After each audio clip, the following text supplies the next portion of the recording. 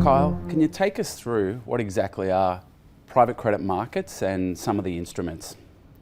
Private credit refers to any form of borrowing that's outside of the traditional banking sector. So by definition, these are loans that are private, meaning that they're illiquid. So a non-bank lender or an alternative lender such as PIMCO would originate a loan specifically for a given borrower in a bilateral fashion, and then typically hold that loan to maturity, because again, they don't typically trade.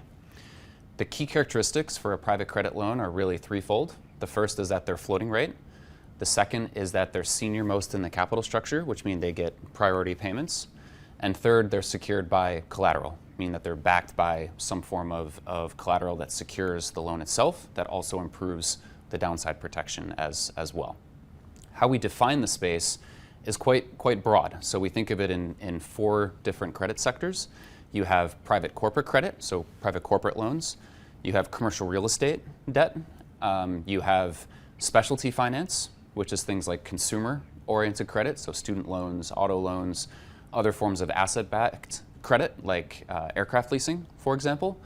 And then you have residential mortgages as well, so pools of single-family mortgages that a consumer would borrow as well.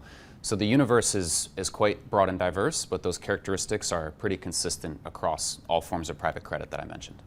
Can you tell us a little bit more about the borrowers? After all, this market is a $2 trillion size, made up mostly of corporates, sitting at around about 1.5 trillion. But can you give us some more color on those borrowers?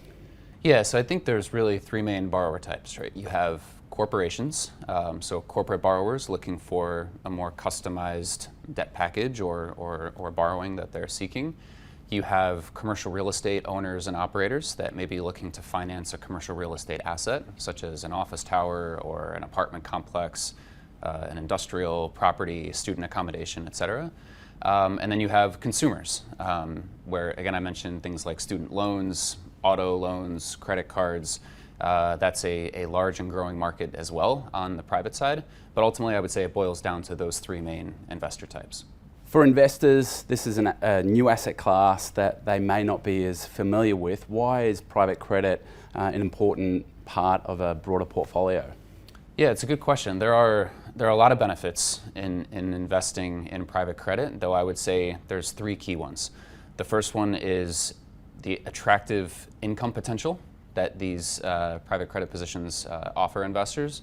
Number two is more downside protection. And three is diversification. So I'll hit on all of those very briefly. On the potential for higher income side, because these loans are generally illiquid, they have what we call an illiquidity premium. So they tend to offer a higher income or higher yield than what you would typically find in the public markets to compensate investors for that illiquidity risk. So over time, what we see is they tend to yield a bit higher and therefore offer higher return potential, higher income potential. That is one of the primary benefits of investing in this asset class. The second, as I mentioned, is downside protection. So we hit on this earlier. You know, these loans are typically senior secured in the capital structure, which means they are well protected by more subordinated forms of either debt or equity, which means if you're sitting at the top, you have priority of payments. And if there is some sort of a credit event or defaults, you have a lot of protection beneath you, basically other investors that are taking those first losses. And you're backed by collateral in many cases, right? So, you know, commercial real estate's a good example where a loan may be backed by an apartment complex. You have a physical building that is backing the loan itself that you could take over in the event of some sort of a credit event. In terms of diversification, again, in terms of the key characteristics of the space, because these loans are floating rate, it's very different from the fixed interest market, which has a lot of interest rate sensitivity. We saw this when private credit performed quite well, where assets that were more fixed interest or had some duration exposure did poorly. And so it offers a bit of diversification relative to traditional fixed income. And because the borrower types are pretty unique and the high barriers to entry in this market as well, this market is also often very complementary to other forms of either credit or even equities, and tends to have a lower correlation to those types of asset classes as well. So again, it's higher income potential, it's downside protection, and diversification. So when we look at private credit, PIMCO has a large focus on this universe. Can you take us through PIMCO's approach to looking at private credit markets? I think one of the things that we do pretty uniquely here at PIMCO is we define private credit very, very broadly.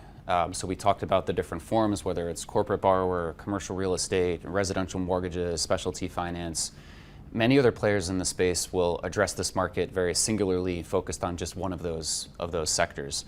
We take a much broader view and really a top-down perspective from a macro point of view in terms of how we want to allocate across those different spaces. So it really opens up the opportunity set and allows us to pivot depending on where we are in the cycle and where we're finding opportunity. So said another way, we're not bound to just one single opportunity set, but we can really allocate away if we find something unattractive and are finding better relative value or better being compensated for risk elsewhere.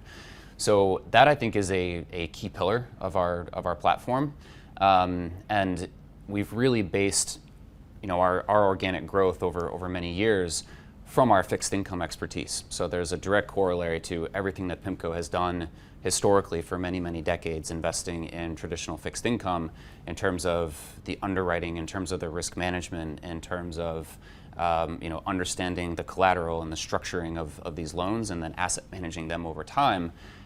We apply that same investment philosophy to all of these private markets as well. So the key is that investors get more diversification, which we think leads to more stable returns over time because it's a much broader lens, broader definition of private credit. Well, thanks, Kyle. To learn more about private credit, the market, or the investment solutions that we offer, please get in touch with your PIMCO account manager.